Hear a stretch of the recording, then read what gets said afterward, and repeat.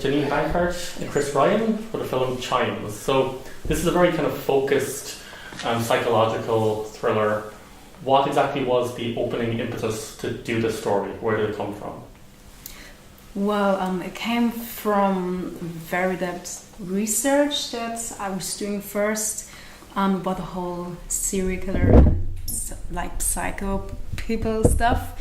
And we were both working in films, and so I kind of got an idea together, and we were sitting down and just making it happen. So for the lead role, he has to be sympathetic enough for the audience, but also it takes that turn. What was the casting process like?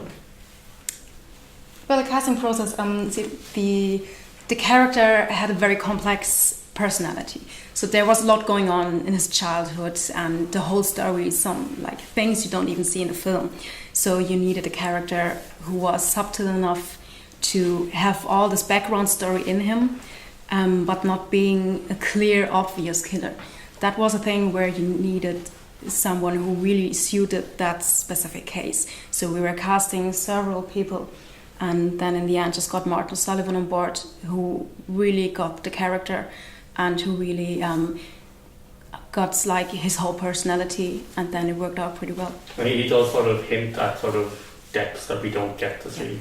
Also, of course, as you're a producer, you were a co-producer, but you're also in the film. Yes. So how was that, doing the double job there for that? It was great, actually, because I think sometimes, for me, I'm always interested as an actor. I'm always interested on, every side that is involved in making a film. So I think being able to kind of contribute to that in terms of, like we said, casting and kind of the story and kind of who you're getting on board, and then the editing process, it almost was an extra bonus that I could kind of, oversee that, but at the same time, like taking a supporting role as well, it kind of gave me a bit of freedom to kind of take a back step and kind of see things subjectively as opposed to. But then there was the other side of it where I could really get into it as well, But I think in a way that kind of helped, because having that insight into kind of the film and all of the work and prep that we did, it kind of helped me gauge how involved I needed to be, or the reaction, or how the other actors were going to respond or work in this environment. So it was actually really beneficial. Actually, was there any hesitation in going as dark as you did? Obviously you wanted to explore that, but was there any moment where you were thinking maybe we've gone too far, pull it back, or did you want to just keep going? No. It was, I actually intended it much darker before. Yeah, she did. There were some drafts before, some previous drafts of the script. It was much more dark.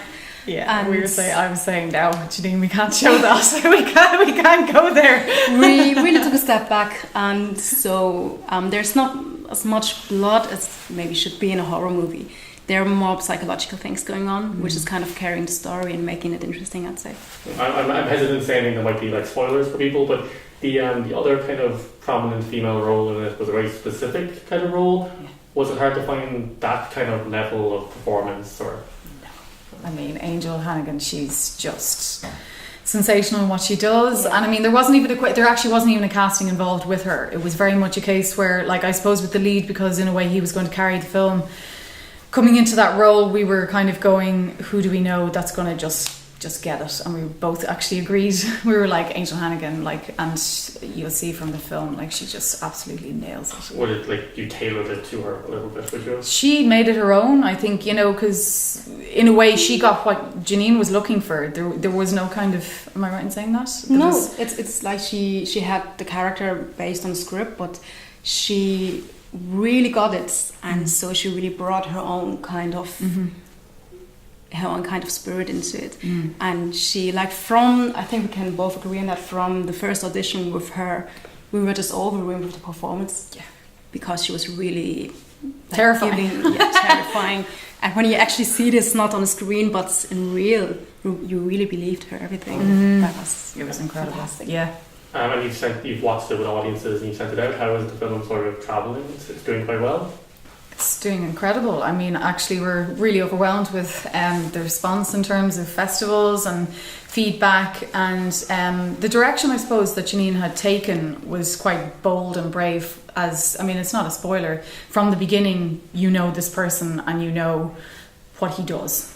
You know, and there's no kind of secrets, I think, and that was a very brave move to do, because a lot of people don't do that. They kind of do the kind of underlying, you know, there's something not quite right about this person, whereas from the beginning, you know, you get very quickly what's going on. You go in. Yeah, and I think, you know, with Jannine and with Martin, they kind of very much work together in terms of, as she said earlier, you know, kind of finding the balance between not overdoing it, but at the same time having that slightly unnerving kind of trait that runs throughout that.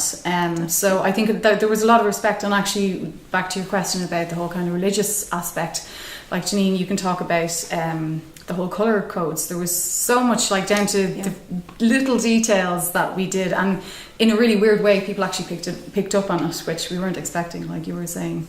Some people picked up some specific aspects, because when you kind of do it or just sit there and make shot lists or whatever, or just think about it in terms of set design, and we just got those two main colors together, which were red and blue, without being a spoiler, but those two colors are just always there in the film. They're always present in little things, and when you see it, gives you a kind of confidence that, as like when you watch it, that you feel like this is all making sense in the end, so to speak. Kind of subconscious thing. Red letter media, I'm saying you might not have noticed it, but your brain did. I feel like it's probably something. Right. Yeah, and everything on. ties together, even though you're not aware. Yeah. And it's almost you like subconsciously, as you said, kind of affiliate particular colours with different characters. You know, and it's like you say, with the light and the good and evil, the moral kind of, you know, with the whole kind of church and all that kind of stuff that's tied in it. Everything down to all the little details, which were just so important to get done, because it's like the main part was just organizing everything and just getting those details done before, and then just make it happen.